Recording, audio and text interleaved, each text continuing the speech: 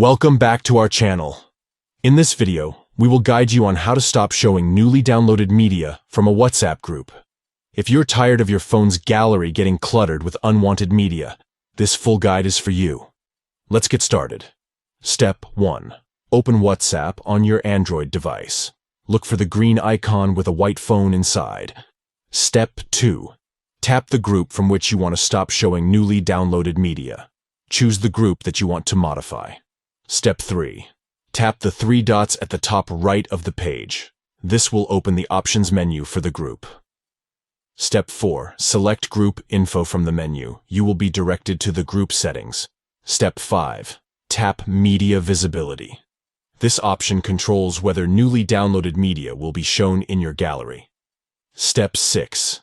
Tap no. This will prevent newly downloaded media from being displayed in your gallery. By following these simple steps, you can now prevent newly downloaded media from appearing in your gallery for the selected WhatsApp group. If you found this guide helpful, please give this video a thumbs up and subscribe to our channel for more useful tutorials and tips.